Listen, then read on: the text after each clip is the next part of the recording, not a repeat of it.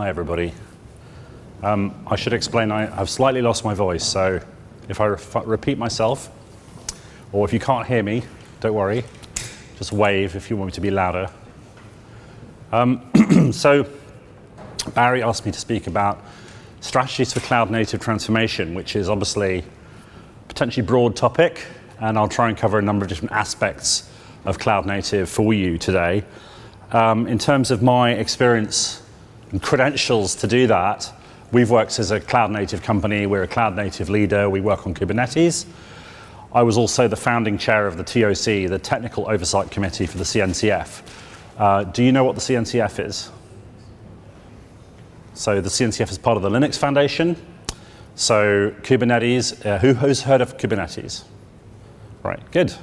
So Kubernetes lives in the CNCF in the same way that Linux lives in the Linux Foundation.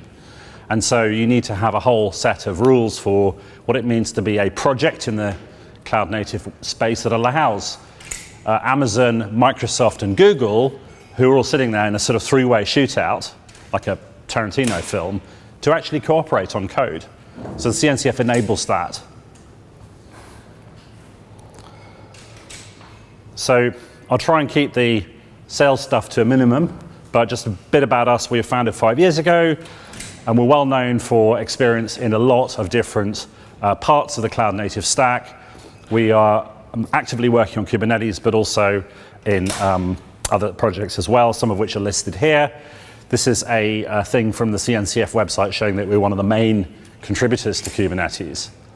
Is it possible that we could possibly lock the door? Because if it keeps opening and closing, I'm going to go completely nuts. So yes.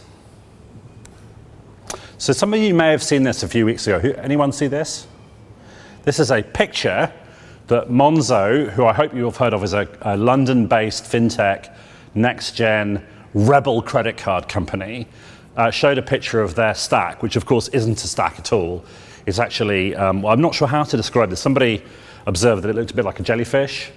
I think it's a sort of amazing maze of connections. And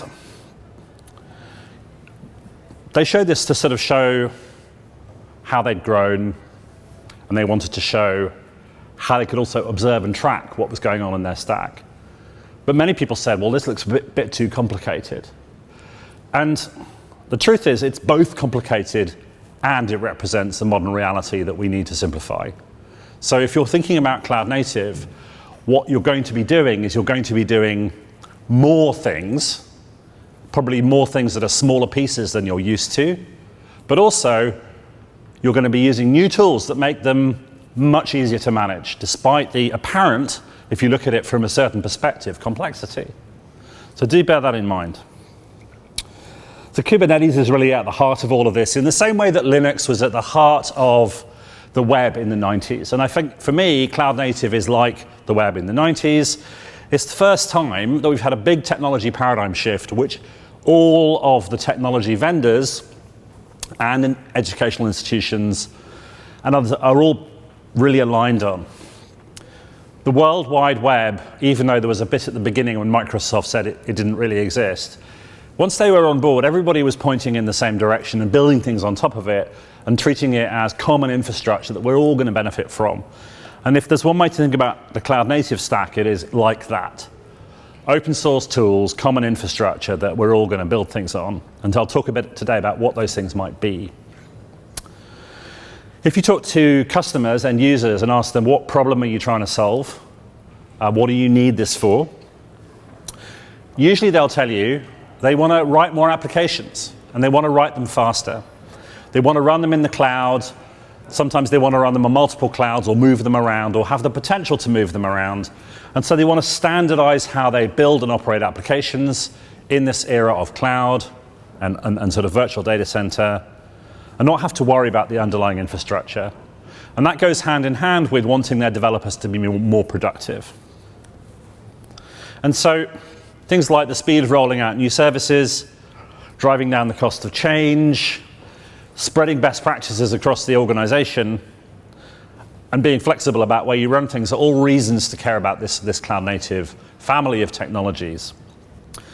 So if you go back to that Monzo picture, the way they think about the world is very different from how people would have thought about the world in the days of Amazon.com or Lloyd's Bank in 1992, or keep going back in time and imagine what it was like at those points in time. Now, for Monzo, the idea of rolling out a new service is something that somebody who joined the company last week might do, because they've got everything under control, because they're using a new family of tools.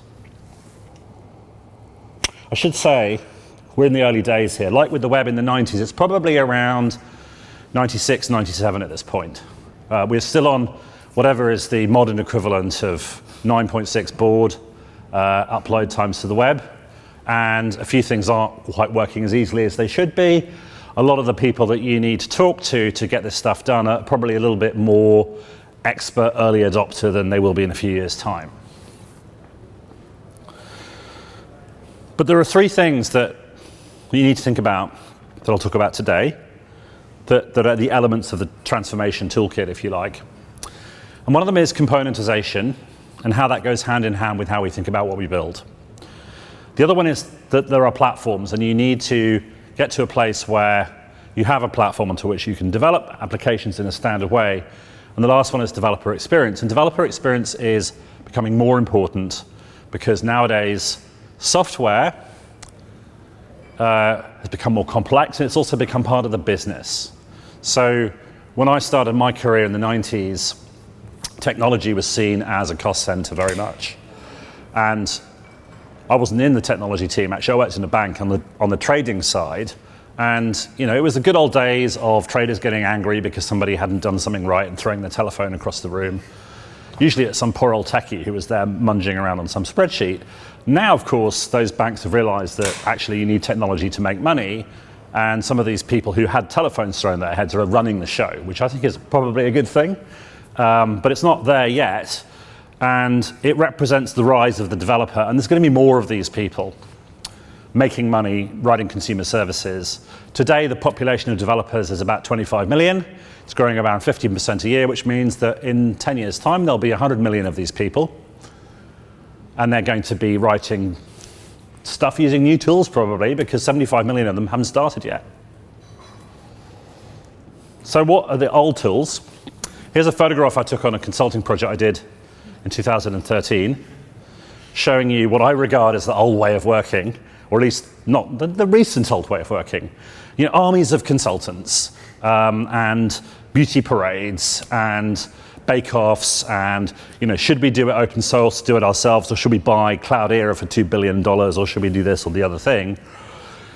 With this rise of developers and some of the new tools, you can observe things like this. I mean, it's do it yourself, build it quickly, buy small things, put them together in small ways, and show them quickly to the boss. Kubeflow is an example. It's a technology for running machine learning using TensorFlow, which is something that Google created for doing machine learning, on top of Kubernetes, which is also something that Google created for running applications. But the point is, if you go into work one morning and you have your idea for machine learning, and you want to show a demo to somebody by the afternoon and say, I think we should spend money on machine learning, you can do that. You can get Kubeflow, you can run it on any Kubernetes cluster in the cloud, and you can build an application to show people what you could do with machine learning in very little time. A morning, and not a year. So you can make decisions much more quickly. And this comes from being able to assemble standard components quickly yourself. So here's another example of that to show that this is not unique to technology, or at least not unique to computer technology. Here is a photograph from the Guardian website a couple of years ago. It's actually a screenshot for video, as you can see. And I think the headline speaks for itself. In China, you can build skyscrapers in 19 days. I assume that's 19 calendar days, because working days and calendar days are probably the same. That's 3 stories a day for those of you who have forgotten your arithmetic like me. But it's bloody quick. And the reason they can do that is because they're plugging together things in standard ways. There are a set of practices for assembling windows and bolts and glass and floors and ceilings and whatever else goes into a skyscraper. And if one of the suppliers goes bust or doesn't turn up, you can probably get the same thing from somebody else. It won't be identical, but it'll be sufficiently similar that you can continue using it with the other things. This phenomenon exists in the West too. So here is a book. For those of you who got Simon's talk earlier, I was introduced to this book by Simon. You may not be able to read the words, so I'll read them for you. It says, left to his own devices, he couldn't build a toaster. He could just about make a sandwich, and that was it. So this is a quote from Douglas Adams, Mostly Harmless, about some inept person. And somebody else called Thomas Thwaites read that sentence and thought, that's an interesting thought. Would it be that hard to build a toaster? Obviously, from scratch. So he spent a year building a toaster from scratch, which included sourcing all of the materials to make all of the components himself, which were, unlike in the case of the skyscraper, unique, assembled them himself, including building his own electricity cable, which he plugged in and turned on. And what you see on the cover of the book is what happened next when it melted. And so we don't want to be building toasters. Unfortunately, so many IT projects resemble this and not this. So that's the promise of the change. Unfortunately, there are rather too many components. And here's a picture which I created the first version of, and I deeply regret handing over control to somebody else who turned it into this. You may have seen this is the so-called cloud-native landscape. Those of you who are frowning, I urge you to continue to frown. Ideally, send angry emails to the CNCF, cncf.io, saying, attention of the executive director, what are you thinking with this landscape? Because even if you print it out to 2 meters wide, you still can't read it. I've tried. Because there are too many components, so that's because they bunged in a load of stuff that actually isn't part of the foundation at all, for some reason. But there are still lots of pieces that you need to assemble today, and this reflects the kind of mid-90s nature of the thing at the moment. To boil it down a bit, you're all going to be building tools. If you're a technical person, you're going to be building these, or working with vendors who build them. If you're a business person, congratulations. Please carry on doing that. You can rely on the other folks to work on this stuff. But they're going to be talking about this stuff, so it helps to understand a little bit about it.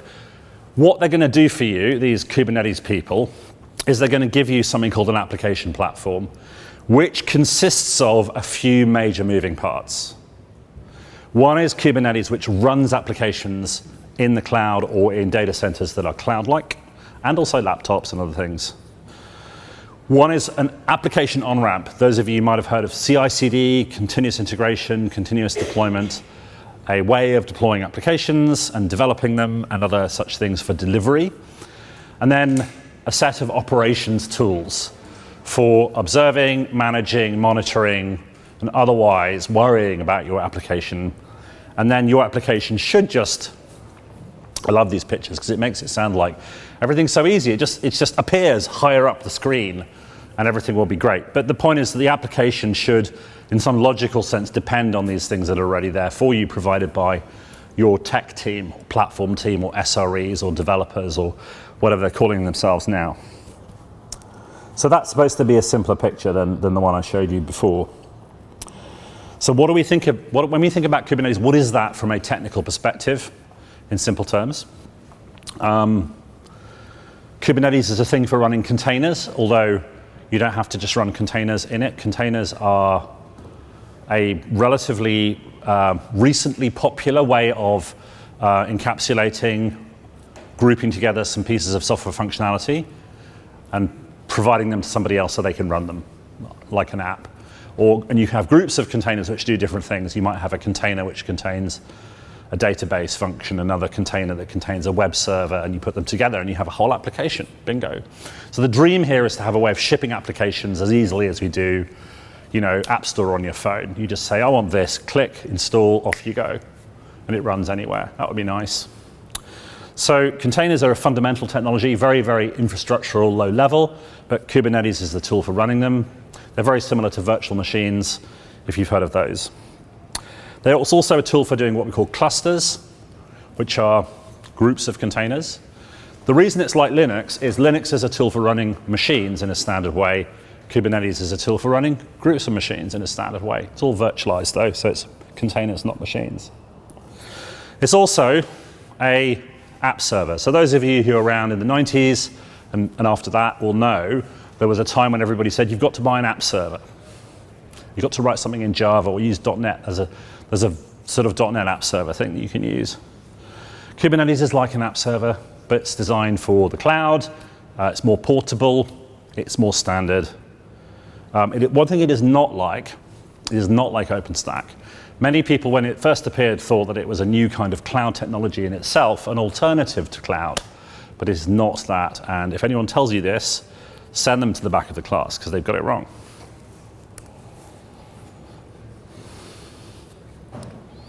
So this is an important picture.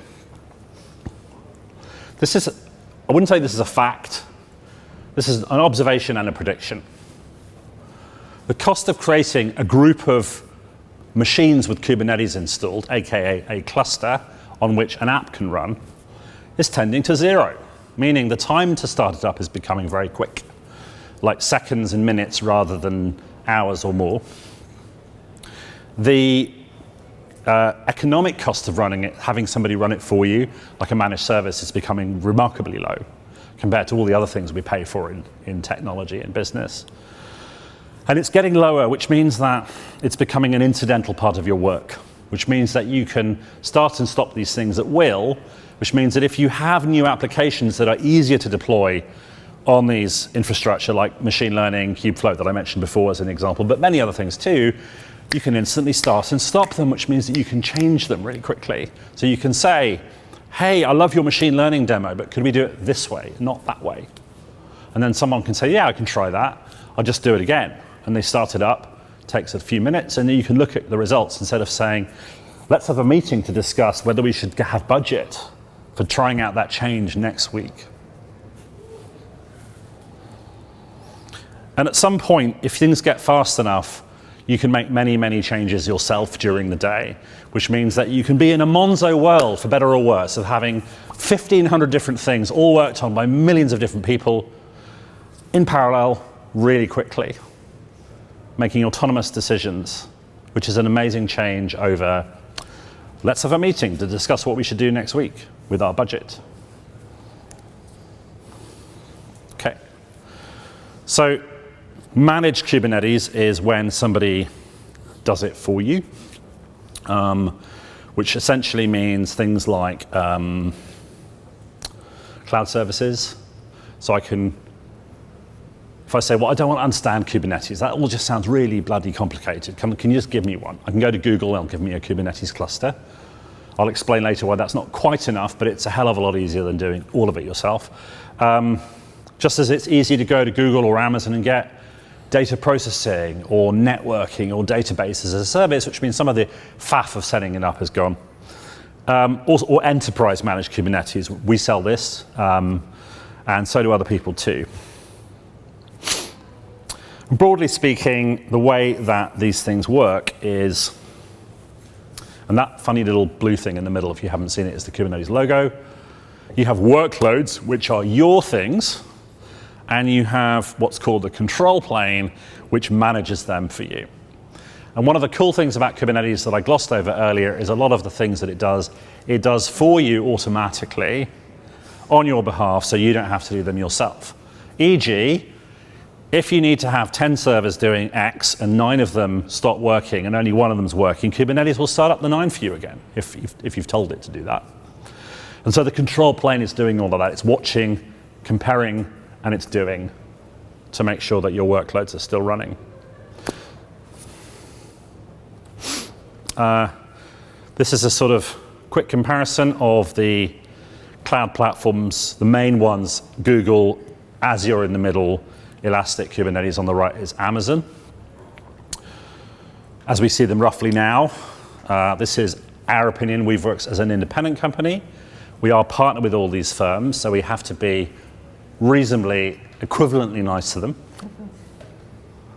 And this is a changing picture, and we'll give out the slides later if you need them. By all means, take a picture, but do be aware that what's true now may not be true in a few months' time.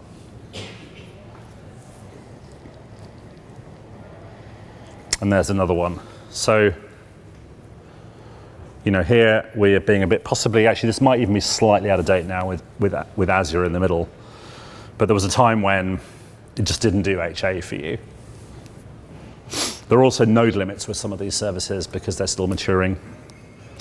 And a node is just a virtual machine or a container. And for those of you who are in a regulated industry, compliance is important. Different services have different levels of compliance. And one advice about compliance is trust but verify. A lot of them will say they are compliant without being compliant. Sorry, what I mean is a lot of individual salespeople employed by the wonderful partners that we work with will sometimes tell you something which may not be completely true. You should check when it comes to RegSec. At scale, what can I say? This is probably a bit too small for today, so I'm going to leave it for you to look at the slides later if you want to. But this is the kind of main takeaway that we have at the moment. In all fairness, because I say this as a company, we're very, very aligned with Amazon. We do a lot of things with them, but probably the easiest one still to do, just get started with, is GKE. That's changing very quickly. Amazon's catching up very, very fast. If you want to have a very large-scale application, you're probably better off on Amazon doing it yourself or GKE, and medium scale, that stuff. So, developer experience. Let's talk about that now.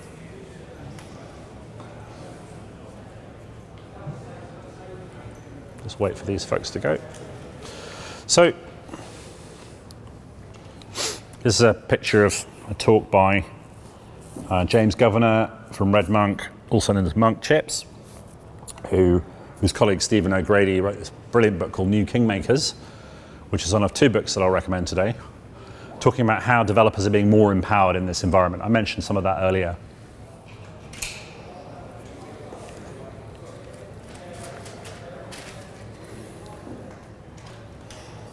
One of the things that happens when you empower developers and you make them part of the business process and you allow them to care about what customers want and be involved in decisions about making customers happy, is they start to take control of other things too. And they want to be in control of technology choice, operational practices, and many other things. And this book basically argues that's a good thing. So thinking about those people, what do they need? What do the developers need? And I've talked about Kubernetes. What's on top of it that makes them productive or effective? Bearing in mind that developers are people. And most of the things I've talked about so far is about technologies and machines and things like that, and things that you can pay for. Now you need to have something which, yes, it's true, you can pay people to do things, but it really helps if they care about what they're doing, and if they're involved and they feel empowered, motivated. Which is why it's probably not a particularly appropriate example to have a big bank, but I thought I'd just briefly mention some of the challenges that one of our customers is going through at the moment. Is they want to go faster because they've heard about this cool new cloud native stuff. They want to be more flexible. They want to have stuff on Amazon, maybe on Google, pick and mix and other cool stuff. They want to have a lower cost of operations overall, other cloud benefits, but they also want to stay safe, and they're highly regulated. And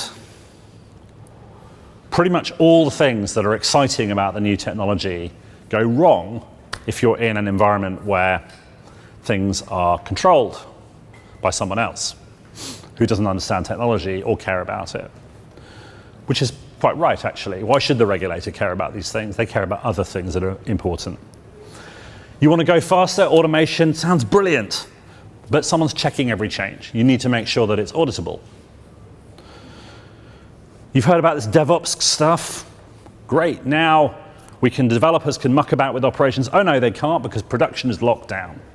And it's locked down by Ian, who's got the keys. He's not going to let the developers in. You want to run anywhere? Great. Sounds like a brilliant idea, except where you put your data is also regulated. And people even sometimes ask what machine it's running on, which makes the cloud people very anxious.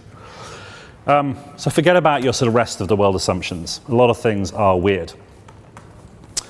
So this is the plan that the aforementioned customer had. They want to move to the cloud, AWS first, others later, so they're using Kubernetes, because that gives them infrastructure they can run on any cloud. And they can build an application platform on it, much as I said. Whoops. I'll delete the name later. Here's the problem. I just spent about 10 minutes explaining how it's getting really easy to boot a Kubernetes cluster, but actually managing that is not easy. Operating it is not easy, in part because you've got to put a whole load of other stuff on top to actually be useful to people. You've got to make it into a financial stack or a machine learning stack, and then you've got to manage that. And so in your cloud native transformation, in your application platform, you also need to solve this problem. And sorry if you can't read this, there's quite a lot of things on here, but what is an application? What are the things you need in your platform, whether it's your banking platform or your machine learning platform or your data science platform? How do you deploy applications? How do you verify the deployments are correct? How do you go to lunch and get alerted while you're out to lunch that something's gone wrong? How do you operate this? How do you manage it, patch it, and maintain it? All problems that have been solved for single machines, you just buy Windows or Red Hat or whatever, have not yet been properly solved for cloud-native application stacks. So this goes back to we're in the mid-90s here, folks, problem. And obviously you want this to scale to multiple teams. Monzo can do what they do because there's a load of bright individuals who are under full control of the system from scratch, not a traditional regulated setting, unfortunately. So this is more likely to be the reality that you're trying to make your way through someone else's constraints to do this. And what you don't want to do is set up a lot of different systems. Each one is heavily customized to the problem, because then you don't get any economies of scale. So you want repeatability and not snowflakes. And there's a lot of new technology there which you'll hear people talking about. And if you're a decision maker in this process, part of your job should be to say no to these new technologies, however cool they may sound. Because layering all of this stuff on top of everything else leads you to a place where suddenly it's a snowflake, you can't change it again without everything breaking. So you need to be super careful about that. So, don't do those things, at least not to begin with. Here are some really important questions. How do you know if what you've done is in the right state? Can you reproduce it? Can you upgrade it? And ideally, for extra points, can you downgrade it? If you don't have the answers to these questions, you're not fully ready to do this stuff. So I'll spend a few minutes at the end talking a bit about how we approach this, which is more of a practice, and leave you with some hopefully ideas to think about in the future. So we started doing this Kubernetes stuff ourselves to run our own SaaS apps in the cloud about 4 years ago, and we only chose Kubernetes because it was the least awful of about 5 choices that were around at the time. One of them was build everything yourself, and we soon found that we spent more time rebuilding the stuff we'd built than focusing on our app. So that was a bad idea. So we decided to go with something that was mainstream outside of the company. So we tried Docker, because we're using Docker containers, Docker Swarm. Every time it went wrong, we tried to fix the bugs, put them into the Docker GitHub, expecting the Docker team to go, hurrah! These nice end users have fixed this problem in Swarm, and now we can make it better. No. They wanted to build it all themselves and make it worse. So that wasn't a very good outcome. Actually, Docker Swarm is sort of usable now, but they kind of missed the boat, unfortunately. And then there was Mesos. Has anyone tried Mesos? Mesosphere, Apache Mesos?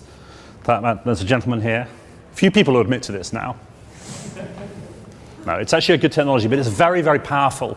It's really designed for huge environments, and as such, a lot of things in it are very abstract. So it's quite hard to get started with. And we were running a thing which had 10 or 20 or 30 machines at the time. It wasn't the right tool for our problem. Nomad from HashiCorp, which is still going. When we asked HashiCorp if we should use Nomad, bear in mind, this is 4 years ago, they said, no, do not use it, because it was very new. And so Kubernetes was what was left over. And some of the mythology around Kubernetes is it's similar to Borg, the Google operating system for all of their clouds. So we talked to some of our ex-Google employees, and they said, for God's sake, don't use anything that Google has made. but actually it's worked out quite well. It's a complex and warty system in part because it does a lot of things well, and it's been assembled over time. It's kind of grown a bit organically. What we found was the best way to do it, and this is the one thing you've really got to understand. If Kubernetes is the problem, this is the solution. Have a source of truth for everything in your system, because that will allow you to ask questions like, is my system in the correct state? And that source of truth needs to be external to the system, and the best place to put it is in Git, because Git has a number of properties like non-reputability, persistence, and so on. It's a collaborative environment, so it's useful for teams and microservices and whatnot.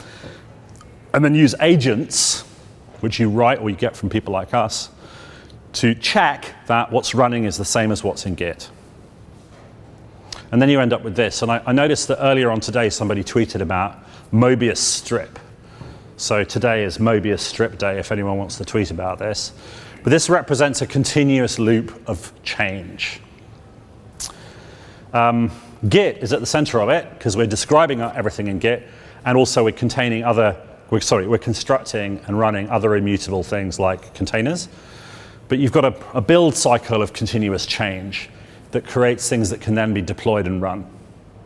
So you've got these two interlocking wheels, okay? The dev cycle and the run cycle. And you can't access the run cycle directly, which is why we think of that being a firewall between them. So dev is always separate from prod. If you want to make a change in prod, you need to update the deployable artifacts. You're changing what's in the source of truth, what should be true, and then the system will go, aha, I'm using my model's been updated, I need to update the system. So obviously this raises further questions like who's allowed to do that, but it also deals with a lot of other problems quite elegantly. And really you end up in a model where everything is like a sort of factory robot way of operations. Everything's going according to plan. And you've got this separation of concerns. You've got the people who build the robots, make sure they run right, and then you've got the people who design the plans. And that's how you scale your data center operations for these new cloud-native apps. And this has benefits. You have complete description of your whole stack from machine, cluster, app, services, and so on. Gives you tremendous flexibility, repeatability, checkability, and because it's integrated with developer workflows, because most developers use Git or something like it, people can actually find they can come into your team and start deploying changes safely on day one. There's also other benefits too, but the biggest one is probably speed, and it's a way of doing continuous deployment and delivery safely. This is a picture from one of the old State of DevOps reports in Puppet, which are great if you want to learn about continuous delivery and sort of the quantified impacts of it. But I also recommend this book, Accelerate, which came out recently. I find this book to be a bit annoying in parts, but it's actually a really great way of coaching business folks in your organization around why continuous delivery can be better than what they've been doing. And in particular, getting their heads around the idea that frequent change can be a source of stability because it gives you more control. So to finish up, you want to have your platform that you design according to a plan, which lives in Git and is operated using GitOps. Your choice of components may be slightly different from somebody else's, but they're stuck together in standard ways. And then you run them where you like. Because from one plan, you can deploy to multiple places and control them all in a uniform manner. Bingo. And here is the launch of Azure's hybrid service last week, Arc. Microsoft's new. Satya Nadella's on stage saying, we are now in your data center with our cloud. We're on the edge, and we're in other clouds too. Arc is the tool. Here's the demo. It's using GitOps. That's the product manager tweeting about it a few minutes later. And guess whose technology it's using? Hooray. But here's the point down here. This is from their blog. Ensure that apps are deployed, configured, and managed uniformly.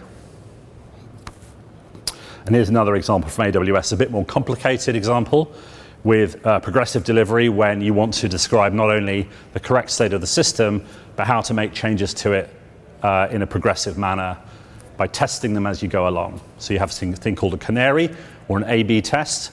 You introduce a change, you direct some traffic to it, you see if that's good or bad traffic, And then if you like the results, you roll out more changes. If you don't, you pull them back. And this is something that you do when you have a lot of complexity in your system. It's a different way of testing in production rather than in the old way. And that's, the please buy our product sales pitch. Or talk to me later, or just contact me on email or Twitter or wherever you like, and I'm happy to answer questions about any of this. Thank you.